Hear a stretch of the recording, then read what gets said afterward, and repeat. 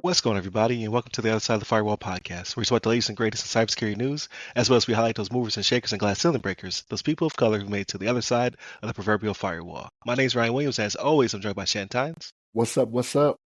Chris Abacon. What's going on, everybody? And Daniel Acevedo. How's it going, guys? What's going on? So welcome to Tuesday's episode. So definitely check out our podcast throughout the week. So Monday, Tuesday are topics, Wednesday discussion, Thursdays ask a CISSP as they come along, right? It's not always an episode, but we have at least one a month, if not two or more. And then Fridays, everything else, movies, books, games, all that good stuff. But without further ado, I give it to Shannon. All right, everybody. So this next article comes from usatoday.com, written by Kathleen Wong. And the title of this is Authorities Use Tesla Data to Track Cybertruck Before Bombing, Raising Privacy Concerns. So this is a little misleading, right? So yes, authorities did use the data, but they were allowed to use it from Tesla, right? So it's not like the authorities already had access to the data, right? Like Elon was like, hey, here's all this information, the telemetry data and all this stuff, blah, blah, blah. And from there, they were able to backtrack, right? They were able to say, okay, we see this at the Tesla charging station. We see this information in the vehicle before, the explosion happened. So even though we do have instances where law enforcement is out there doing things with, like, what do they call the antenna things? Is it stingers? What's it called? I think they are called stingers. Stingers? Sure, I think so, yeah, actually. You have stuff like that that's going on.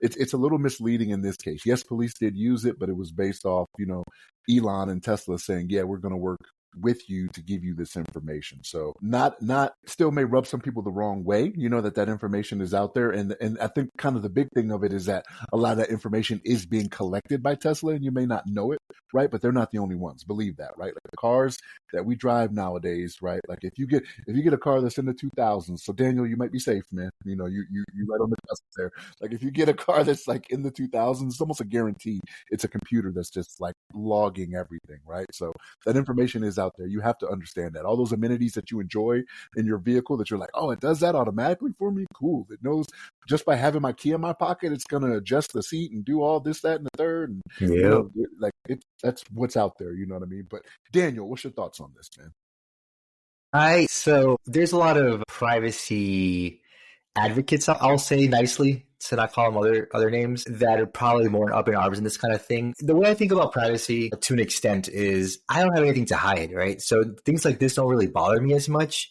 because if you have my data, you ain't going to get anything interesting anyway. It's just going to be me looking at video game stuff, anime, like nerdy crap, NIST 171, like what's his control? How can I word this differently? Now it's more like, this Windows OS is booting this weird way, like, and I've done these things. Why isn't it working? Just me talking to ChatGPT about that kind of stuff. So that's where my lane of privacy concerns always fall into that. If you don't really have anything to hide, all these companies are getting your data one way or the other. We're talking about Tesla and how it's using the telemetry and all that stuff. If the dude had Google Maps on his phone, they're going to get that kind of same stuff anyway. He doesn't have to be using it. The phone rides in the car. You can geolocate and map his route. If there's a warrant and the FBI comes to you and they need to get that information to map how he got from point A to point B, right? These things exist already. Now they're built into the cars to a certain extent. We talk about that. We talk about this a lot on this show.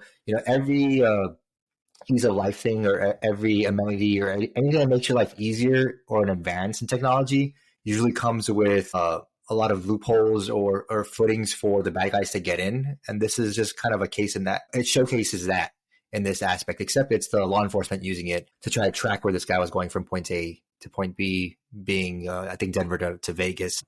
But Chris, what do you think? Do you think I'm too lenient on my thoughts and privacy concerns, or should I be more up in arms? I think this is like, I want to reference my previous article. I think it's still developing, guys. We're still developing. No, but seriously, I think your opinion's valid, right? There is the other opinion where, hey, for those people that want to be off the grid or they don't want to give their information to anybody or anything, I think it's an untapped market from the car industry, right? All of the new cars out there, they're so standardized throughout the board. You'll see the same dashboard on various models and levels a specific manufacturer, right? You look at BMW, for example, they've got their iDrive system, that same huge dashboard on the newer cars. You'll find that anywhere from their 2 series all the way to their 8 series, right? So it's that's just how it is. And all those, like Daniel was saying, those are basically computers, right? Everything that controls our HVAC, the head up, the displays, your lights that are smart because they sense the time of the day, or it's dark out there. Or I think a positive from the improvements in cars are the safety features, right? It can detect the car in front of you, or adapt the cruise control, things like that. All that radar technology, it's pretty cool, and it needs a computer to be able to use that. But I think there's a market out there. Me being one of them is like, I want a simple car. It's naturally aspirated, manual transmission. It's got a radio and an aux cord, right? That's it. Like and I kind of miss those days, because simple vehicles, they last longer and they're more reliable. But that kind of car isn't what's going to get a person to buy another one in 4 or 5 years, or release another one in 4 or 5 years. It's not a profitable venture to make reliable cars, right? Everything's got a shelf life. And those cars are going to be harder to find. Like, that's exactly. They're going to be harder to find. They're going to be harder to maintain, right? Because the corporations that made them, they're not still out there making the parts for those vehicles from then, right? Like they're not out there making the antennas anymore, right, for your radio. Yeah, they're doing the shark fins now, right? Which right. seems to have. So yeah, I think there is going to be a renaissance of classic cars. Like the other day, I saw a 1980s like Mercedes convertible. It just looked like a box, right? But I thought it was such a cool car. I'm like, man, that is because it was well kept, right? And maybe I'll be looking at one of those in the future. To me, like a classic car is going to be like a 90s car now, right? Because that's how old we're getting there. Because I think, like Ryan was saying in an earlier conversation, 2030 isn't that too far off, right? I think 20 years makes something classic, right? Or maybe 25. 25. So 90s is freaking classic cars. That's crazy. Let me go get that Pontiac Aztec. Yes, I say that Aztec is a classic car. Ugliest classic car. So think about it. We're in 2025, so it's 2000 now. So think about that. You're not even in the 90s. Yeah, that's crazy. That's great. Those cars were not great for sure. Visually. Like when you think classic car, like you think of style and elegance. Yeah. Like no, not in the 2000s. They were very much just the Cybertrucks of the day. All right, indeed, just ugly.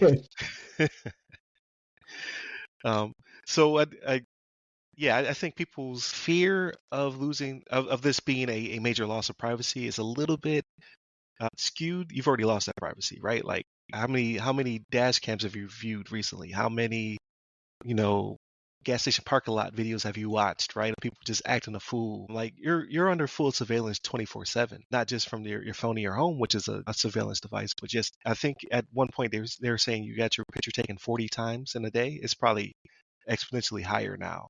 Like there's cameras everywhere, there's CCT everywhere. Everything's taking a picture. We talked about the riots that happened shortly after George Floyd and the January 6th stuff. A lot of those people were caught due to somebody else's device, right? They were able to pinpoint people based upon the images and videos they took of their friends or their I don't know, accomplices, there you go, who were doing the nefarious things. They're able to quickly find them and discern where they're doing something good or bad. But for those of you who are like, well, I'm not going to buy a Cybertruck or something else that's more modern because it's tracking me, they've been putting black boxes or what they call EDRs, so event data recorders in vehicles since 2013. So if you own a Ford, a Chrysler, GM, Toyota, Nissan, or Honda since 2013, it is a standard. And it tracks your speed, acceleration, braking, steering, airbag deployment, impact force, GPS location, error codes, warning lights, door and seatbelt status. So it's everything but a camera that's currently potentially in your vehicle, right? If you own one of those. And I think it's illegal to remove it. I don't think you can just rip it out of your vehicle.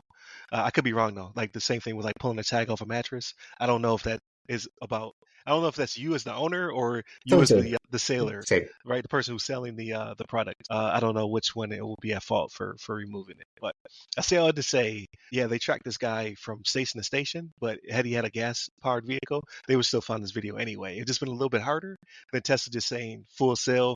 They probably said give me the VIN number, right? Or the GPS transponder serial or whatever. yeah. It was a lot quicker to find where he was at and what he was doing, but through old school methods, they would have found it anyway, right? They would have went to every gas station and they would have combed it and found it. Every time he got his plate hit by a toll camera, they would have found him, right? Like, so regardless. And then the cell phone that survived and all that other good stuff. So you're not losing more privacy. If anything, it's just becoming more expedient to put it all together. So That's exactly what I was going to say too. I was like, it's not that it's not there. It's just faster to get to them. right, Yeah. right. Yeah. So I don't really have too much of a beef with this one. You've already lost this set of privacy. If anything, it just makes it that much faster to find the bad guys. So call me big surveillance if you want to. All right, it is what it is. And what's crazy about this is that like we talk about how over in the EU they're very good about the privacy stuff, right? And what's Yeah. out there. Isn't it London that has the most CC cameras Yes. in a square mile Yeah. or something like that? It's like in London. London will arrest you for making a comment on social media. Screw that. You know, Yeah. that shows you the difference there. It's very 1984 over there. Yeah. Like I saw a bunch of pictures. Like people ask AI to create it, and they had birds with cameras for faces, and every light pole had a camera. So that's how bad it or egregious it is over there. But again, it's for public safety, right? As at least that's what they say. If you're not doing anything like very, very wrong, then you should be good. But that pretty much wraps up for this show. So definitely continue to tune in throughout the week. Again, Monday and Tuesday are topics, Wednesday discussion, Thursdays Ask a CISSP, Fridays everything else. Hit us up by all the websites that go by our name, or give me personally. I'm at RYRY Security Guy. That's RYRY Security Guy. You can find me pretty much on all the social media platforms, but LinkedIn is where I'm most responsive. Where can they find you, Daniel? On LinkedIn under my name, Daniel Acevedo. And Chris? You can find me on LinkedIn under my name, Chris Abcon, last name spelled A Bacon. There it is. Stay safe. Stay secure.